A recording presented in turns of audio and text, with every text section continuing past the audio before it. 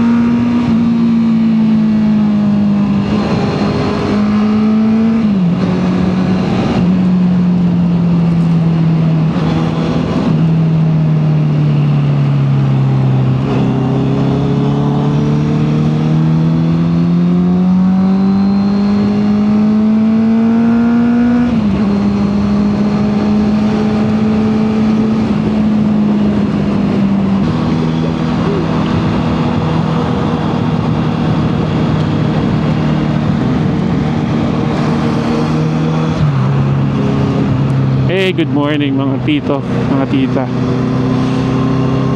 For today's video, papunta tayo ng monumento para sa appointment ni wifey sa dentist.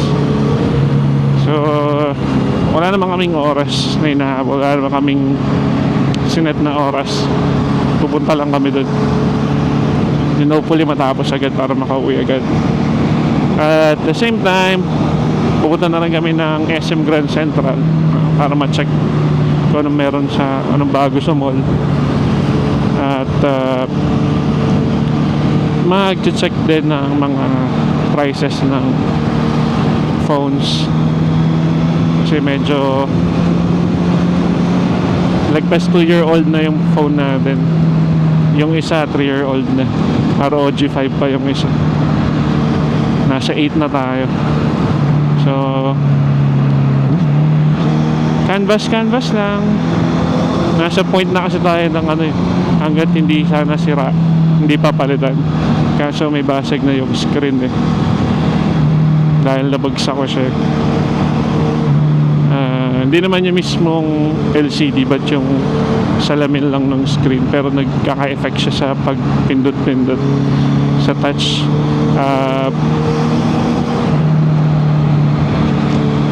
function niya. So, check lang tayo. Tsaka gusto ko sanang magkaroon ng phone na may maayos na camera kasi yung gamit ko is Infinix 2023 5G ba to? Hindi ko alam eh. Medyo hindi maganda yung kuha ng camera. And the main purpose is para makuha na natin lagi yung baby natin na magandang capture for memories. Kasi ngayon talagang hindi kagandaan yung mga camera ng mga phone ko. So check tayo ng affordable na phone na maganda yung camera. Yun lang ang agenda for today. Tapos uuwi na. Enjoyin nyo na lang yung tunog ng CB at ang pagmumotor sa NLEX. Hindi na ako masyado magsasalita. Kaya hindi rin tayo mga ngamote. Tamang lang, speed lang tayo kasi marami ako nakita na hinuhuli ngayon for speed limit eh. Sana na wag tayo abutin na ulan Sige, mamaya ulit. Yun, umaraw.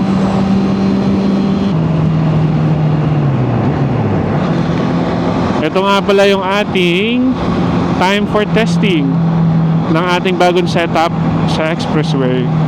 DJI again, we have DJI Action 4 plus DJI Mic 2. So totally we have a wireless setup sa helmet. Tanggal na yung mga wire na nakabukol sa helmet. So one good thing. Hindi mo na mararamdaman na may something sa ulo mo. Secondly, dinikitan ko na, dumating na yung order kong malakas na magnet na dinikit ko sa chin ng helmet sa loob gamit ang 3M. Papakita ko na lang mamaya kung paano yung itsura. And mukha namang secured siya. Huwag mo lang hihilahin ng sobra kasi feeling ko kahit naka 3M matatanggal siya. Huwag mo pupersahin na hila, i-slide mo lang. Kagaya sa ibang magnet na i-slide mo para maghiwalay sila. Huwag mo silang pipilitin paghiwalayan kasi baka magtanggalan.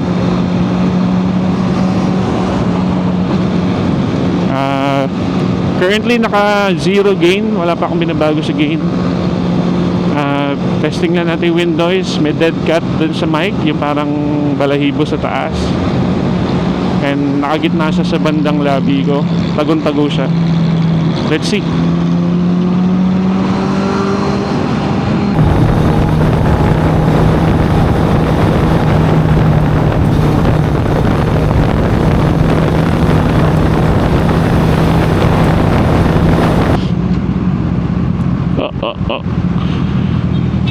What's up? EDSA matagtag. Pasok. Yun. Ano sabi sa'yo? Tutulungan kita. Elevator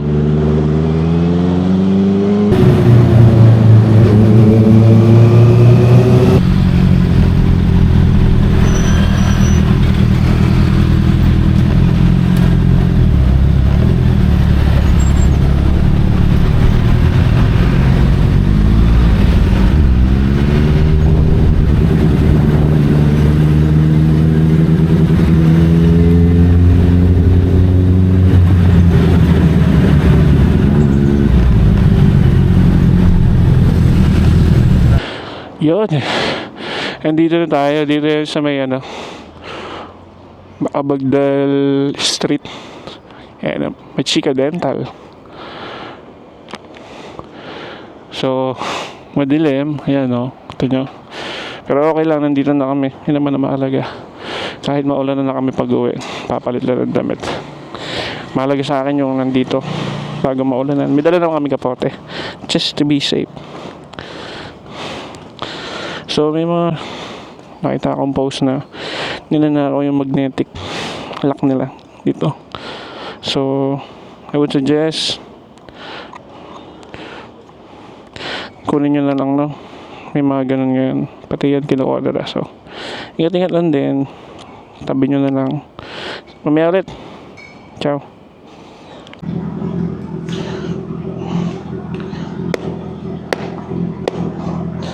Yes.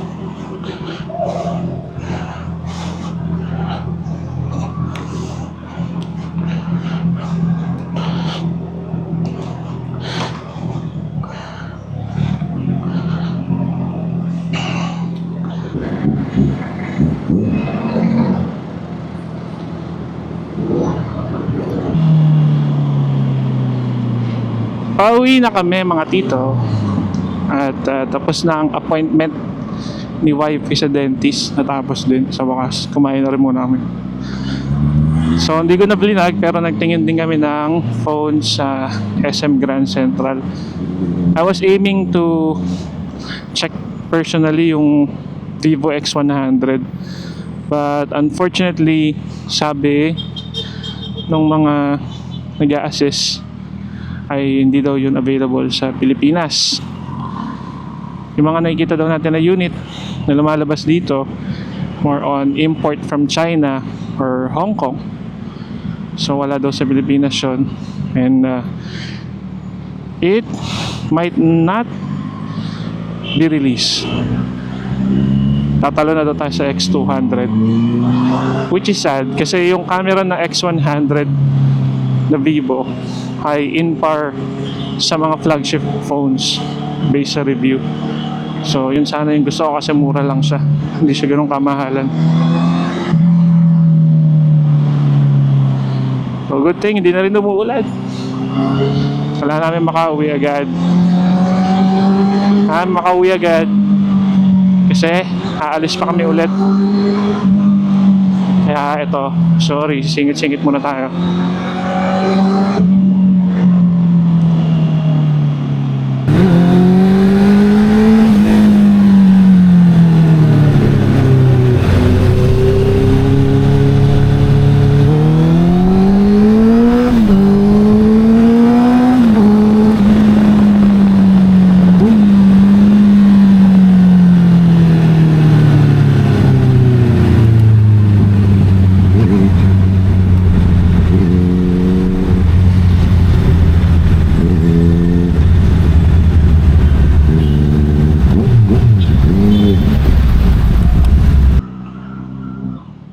May karaan po.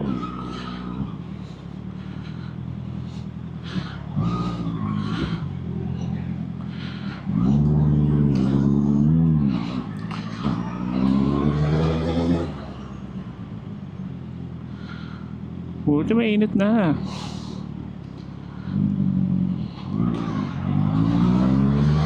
Traffic na sa EDSA. Saturday 2:52. Kaya traffic sa EDSA. So ngayon pala binago ko yung posisyon ng mic. Kanina kasi yung dead cat or yung parang balahibo or yung kung saan nakaduro yung mic is naka-taas. Malapit siya sa visor natin. So napansin ko nung nireview ko yung video, medyo malakas yung wind noise. Kahit na maganda naman yung pickup sa voice natin, malakas lang talaga yung wind noise. So, itatry natin ngayon yung walang or nakagitna siya sa helmet. So, currently, gitnang-gitna siya. Hindi nakataas. Hindi ko in-on yung noise cancelling kasi baka pati yung tunog ng motor ay ma-turn off or mawala. Hindi niya masagap yung tunog ng motor. So,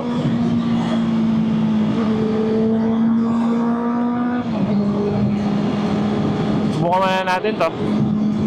Uwi muna tayo.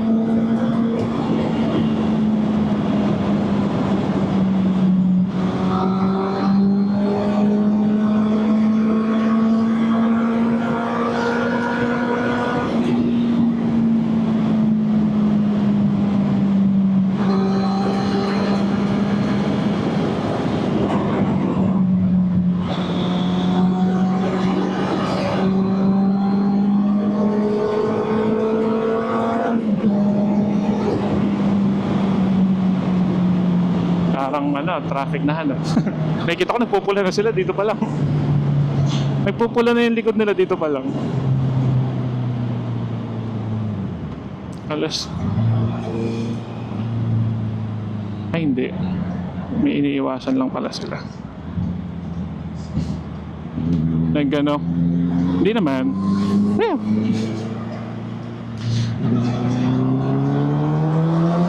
Lalampasan na natin kaysa dumikit. Kala ko traffic, kinabahan ako ng very light. Meron lang pala nagfocus ng traffic, like sirang truck and kalsadang ginagawa.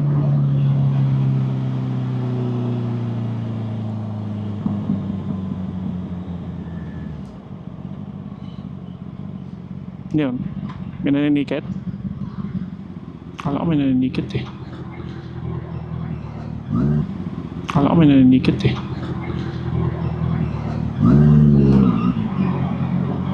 Yay! Nabasa! Yay! Kaso kulang na yata load natin.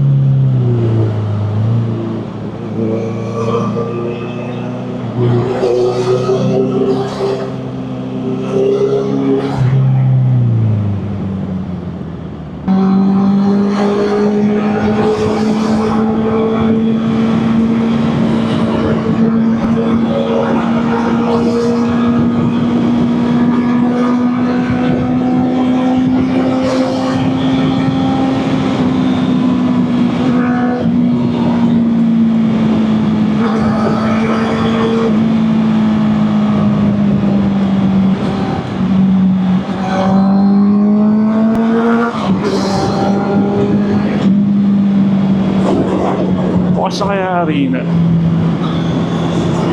Bukas na kaya ang arena?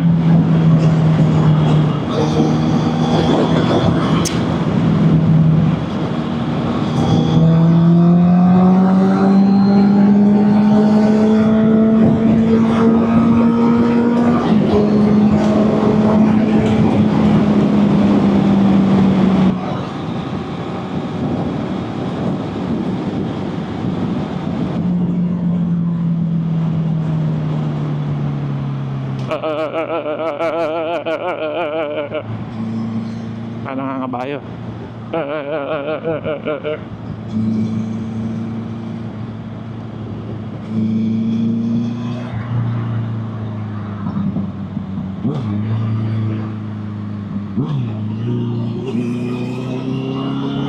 So, yung ginagawa ko kanina, yun yung tinatawag na rev matching. Wala po akong auto blip or quick shifter. Rev matching lang. Para smooth yung pag downshift.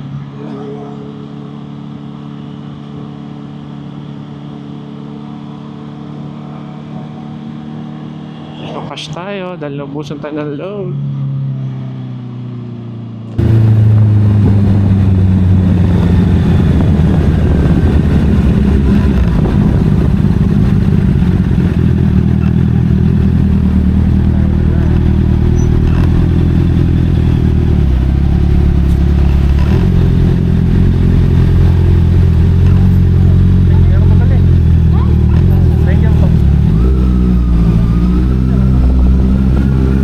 Mas mag-inay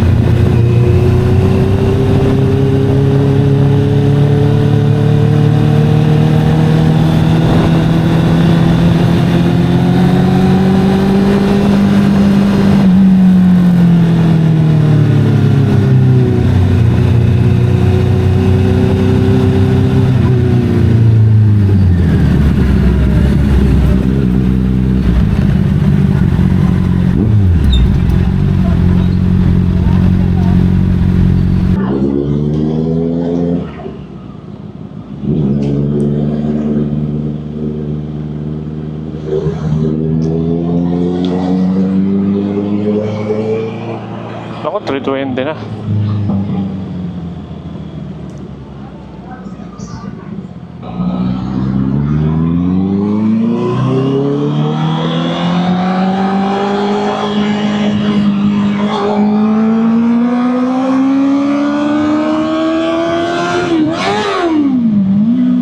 Una na punta ng neutral. Okay na. Kala tuloy binobombahan ko.